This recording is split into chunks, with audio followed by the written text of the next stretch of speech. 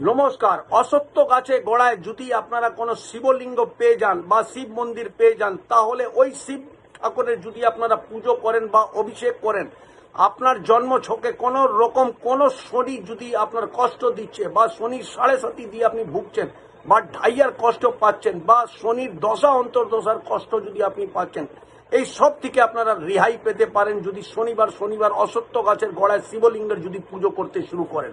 আর তার সাথে সাথে আপনারা লোহার একটা বাটি নিয়ে তার মধ্যে সর্ষে তেল ভরে ওই নিজের ছায়া পাত্র দেখবেন, মানে নিজের মুখটা দেখার পর আপনারা শনিবার দিন সেই তেলটাকে আপনারা যদি অসত্য গাছে গোড়ায় যদি আপনারা রেখে দেন, শনি জাতীয় কোনো কষ্ট আপনার কাছে আসবে না। সব সময় আপনারা খুশহাল থাকবেন। আর রেগুলার যদি আপনারা ওই শিবলিঙ্গের যদি আপনারা পুজো করেন, তাহলে আপনারা ধানেরও কোনোদিন কষ্ট থাকবে না।